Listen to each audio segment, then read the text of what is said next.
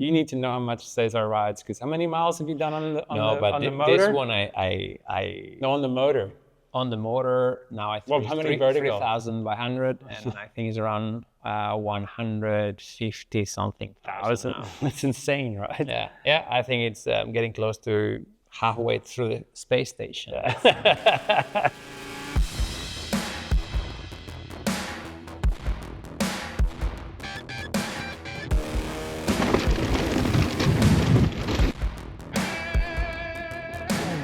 So Cesar, you've got the bike that's the hottest bike right now. And like I've had a look on the website, you say it's 21.3 kilos in a S2, which would be your medium size, right? Let's get on the scale and see what it actually weighs. Is that okay like that? Yeah, it's fine. So you weren't lying. I'm not lying. So we verified it is actually lighter than you claim, right? How did you hit that target? I mean, this is an enduro bike. I mean, obviously we selected the companies trying not to be too heavy, but obviously we put the first thing that we try to have with the bike is a 5, like they can ride straight from the box. Like you need to have to change the tires or you know, to have cross-country wheels or something really lightweight, but then they will penalize you when riding a bike. So I mean, it helps too that you've got a full powered compact motor that weighs 2.5 something kilos. And the 800 watt hour battery that comes standard is 3.75 kilos. Let's say with everything, it's like 3.8 kilos. I mean, that's a really good starting point if you want to build a light bike, right? Yeah, for sure. I think the motor is, for the power, is one of the lightest motors. The battery is similar to the weight of the newer batteries with higher density, but still I think it's a little bit lighter. It's no secret that you were like deep into like a Bosch system for the new bike. What changed? We actually went all the way to production ready. So we're pretty close to really release this bike. That is out of the mold. Out of the mold, full carbon. Ready for to bolt production. in a Bosch motor. We had to only press the production one, but yeah, the bike was completely ready. Actually, the graphics were ready. So really ready to go into production. But then I wrote the DJI and was it as simple as that? Actually, it was pretty simple. I think after riding it and seeing how compact, the integration of the system, it was a no-brainer to go DJI. What about the power? The power, obviously, it's a big topic as well. And the power was another of the big factors. But for me, the most shocking was the whole ecosystem. Like what you got more power. You got a very compact system that allowed you to really blur the line or completely make it disappear between a full power and a SL bike. And I think as well, that was really interesting because you, instead of having 2 bikes, you can do all with 1 bike now. And as well, I think the fact that affects as well a lot to the frame, to a lighter frame, is that we don't have an extractable battery. So the battery is fixed in the frame. So the frame it's completely closed, tube shape. That and having a smaller tube because of how small the battery is reduces a lot of the material you need to use. So you physically mean just by having a more, like an elongated compact battery, you can make your down tube is much smaller. The perimeter of this tube compared to, I don't know, another 800 watt hour battery. An 800 Bosch bike is a really big down much tube. Bigger. So actually you have, there's a point where you cannot go thinner in the thickness of the tube. So actually you have the same material. So probably the thickness of this tube and the thickness of an 800 bigger battery is the same, but actually the weight is going to be much lower. Because the circumference is smaller. And then especially also then if you go to an open down tube to extract the battery, then you need to reinforce more because actually you don't have a closed shape. Whether you take it out of the side, the bottom, whatever you do it. If it's on the bottom, it's not too bad, but especially when it's side or bottom, you need to reinforce quite a lot the down tube. And then also you have the cover, the mechanism that adds weight. So all that and simplifying the frame, like we went to really straight tubes, not too many flashy shapes, like really to make something that it's quite optimized. That brings down the weight quite a lot without sacrificing any strength or anything on the frame. That's impressive because, like you said, it's got gravity casing tires, it's got strong carbon wheels. This is the Pro build.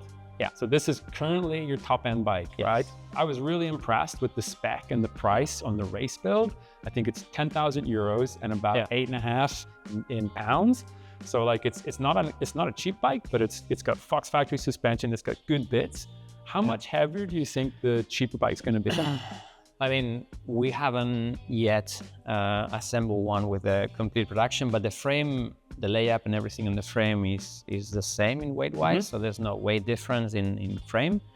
So the difference should come from the wheels going to aluminum. Yeah. It's half a kilo, 600 grams probably. A little bit in the Then the drivetrain. transmission, but also we mount the float X. So you save some weight on the some shock. weight there, so maybe put 200 more difference in there. And the aluminum handlebar, I don't think it's going to be even a kilo difference. So we're still talking like a 22 kilo bike, right? For close to, yeah. I think it's going to be close to 22 or maybe just over. I mean, you could just get rid of the 2 DJI controllers here, right? And just run it off the screen, and then you'd save a little bit of weight. One, it's fine. You cut the handlebar a little bit, and you could get it under 22. Right? You get the rear tire worn out a bit. Right. Because this is super cool, right? You've now got the sensor integrated in with the rotor. That must save a few grams, right? Not really. I mean, depends how you look at it, but Formula has the thickest rotors at 2.3 millimeters, so they're quite heavy. Usually they're 2.2, depending on the brand. So they're quite thick, but yeah, that plate weighs almost nothing, but it was more it's just super neat, to integrate, right? And to make something a bit extra. But anyway, we will give the normal plate if someone wants to swap rotors. You can fit any other rotor with the plate anyway, so.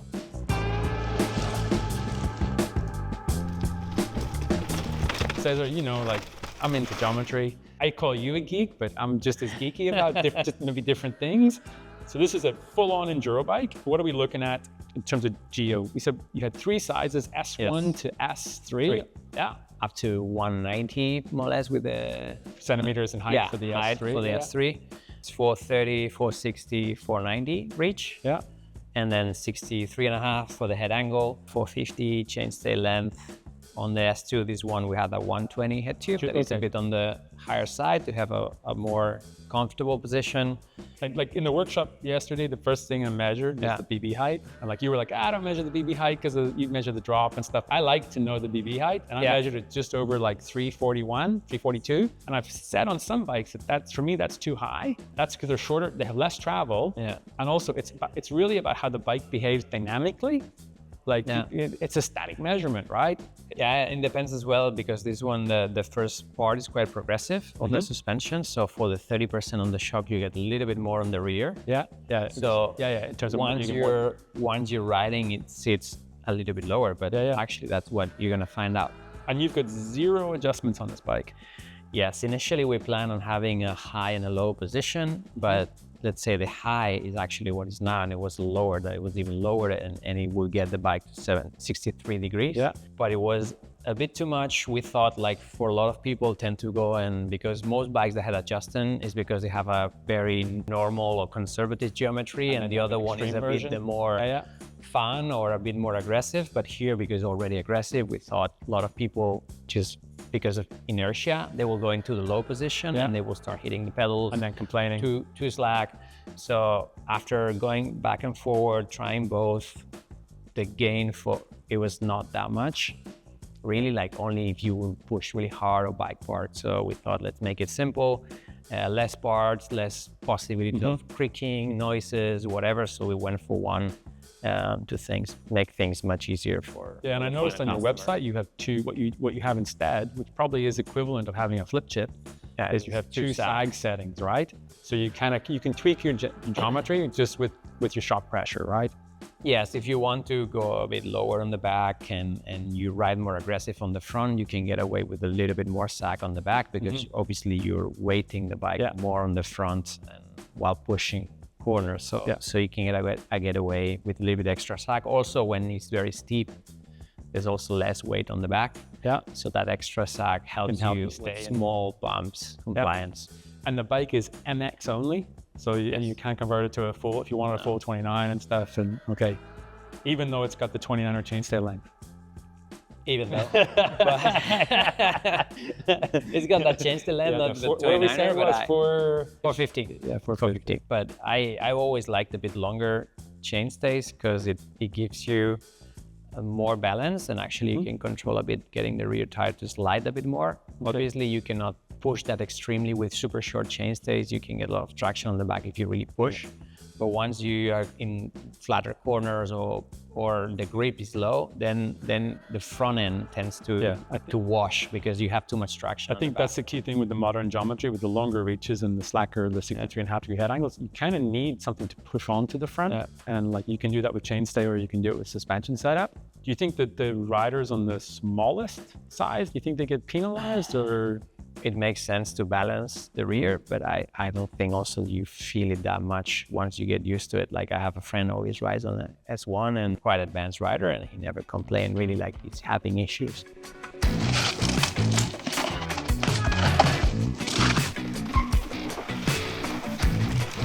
So it's 160 mil travel, twin link design. And I went on your website before I came out to check out the curves and the anti-squat and stuff. And I noticed that it started like over 200% anti-squat. And I was like, that's a lot. And it made me really nervous. It's like, but it's changed, right? That's the old numbers. Yeah, so that a bit was what we had previously with the linkage that we made for the Bosch, and with the lower power, because it's at 0%, actually drops really quickly from 200. It was fine with less power on the motor, but with the DJI, we actually had to reduce it, and now it started at 160 and goes at sag around 90. So it's actually below 100% at sag, so you've got an active bike. Yeah, especially with the cadence of the motor, like the motor gives you like 360 constant power. Yeah, so you're not mashing on the pedals, right? So you don't need as much as you need on a normal bike, the anti-squat to be 100 or maybe even a little bit over it.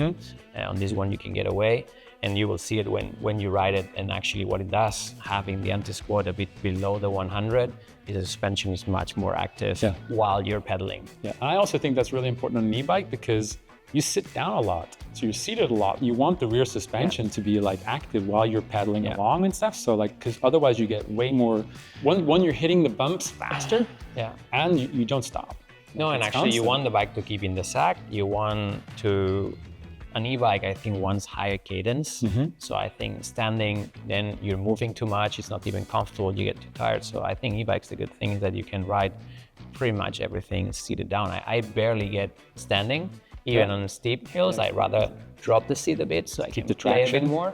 But you want to put always traction on the back. So as well, the anti-squat when it's high early on in the sag affects more. It's a bike that you're going to ride standing a lot, because then sometimes you could be at 20%. But in this case, as you're sitting most of the time, and when you're uphill, always deeper, there's always a bit more weight on the back.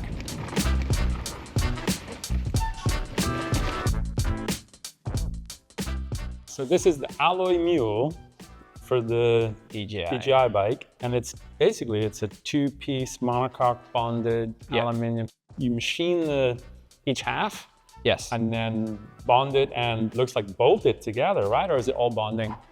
So what we do usually now for the prototypes, and we did the same with the Bosch motor, but actually we did with the first Mith, is instead of doing an early mule made out of welded tubes or simplified shapes, we wait until we have the kind of the final shape, and then we machine two halves bonded together and put some spacers and bolts to hold it together. And this is what we use for testing, but also the good thing is that it's really close to production. So you go from alloy to the first. Yeah, this is a larger size, so this is the S3, that's the S2. But basically, the main difference is that this is out of the mold. So this is the first bike coming out of the mold. And as you can see, there's really, I mean, especially if we grab the other size, there's really no difference very much with the aluminum on this one. If you look from far away, it's exactly the same bike. So we use the CNC version to be able to try how it would really be everything production ready. The geometry, the bits all go on. Also the same axles, the same everything, same gaps.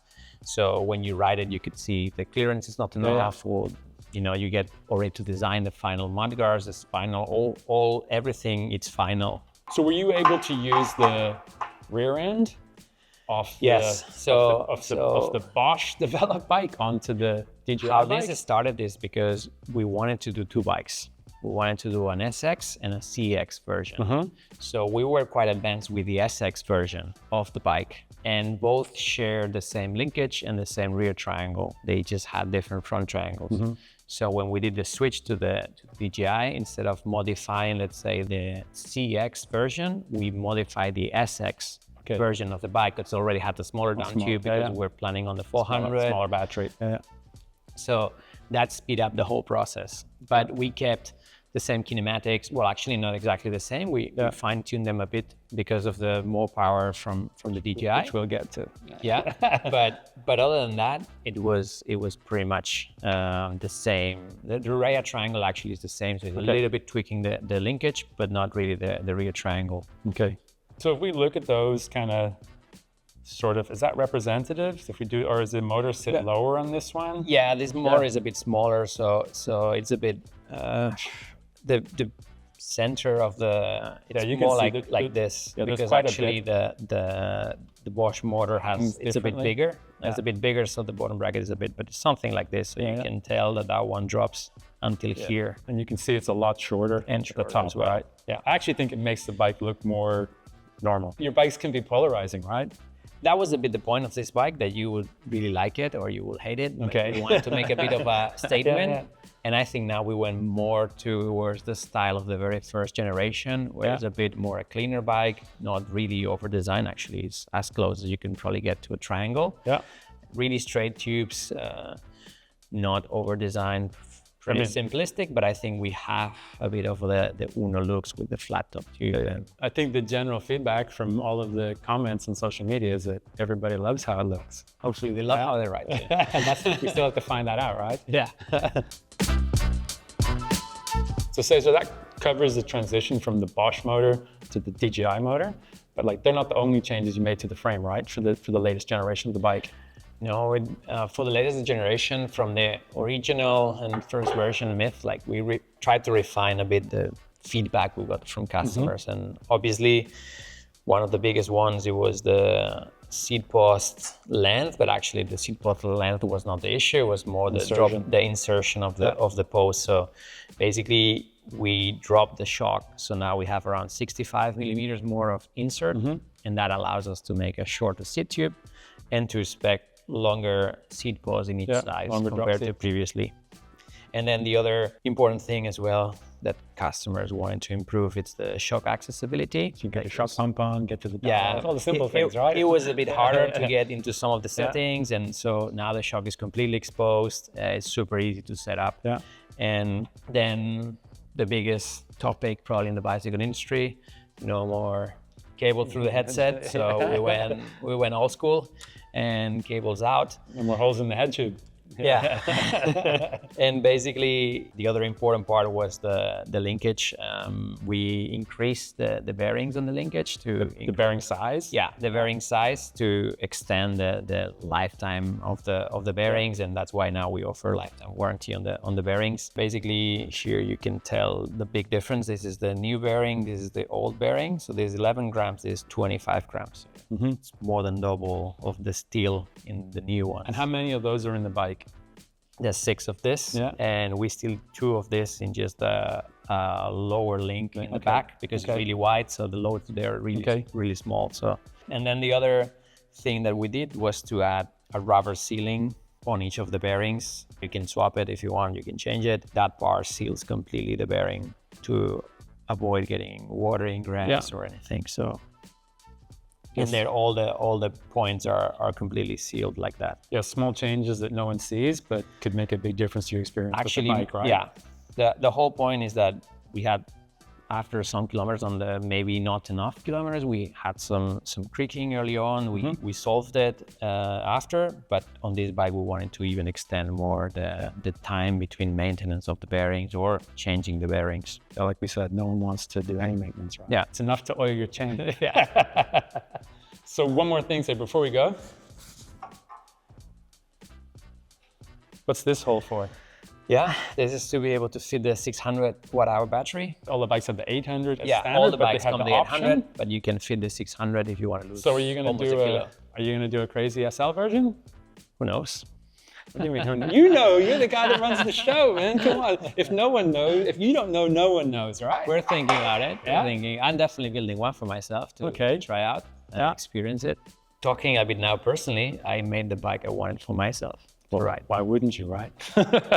Well, sometimes you sacrifice what you think the market needs. And I think that sometimes happens that, but in this case, even the spec, like for me, the Pro spec is like my perfect bike. Yeah, but I think that's a mistake, Cesar, when brands try to predict what other people want.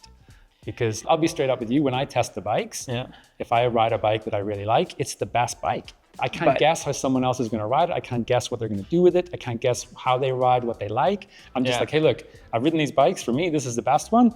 Hopefully it's the best for you too. But I think to maybe get a bit on the side of the bigger brands, I think on those ones as well, I understand that there's a lot of people giving them inputs. So it's hard to make, when you're a big company, your bike. You're making what the company believes is the bike the company needs.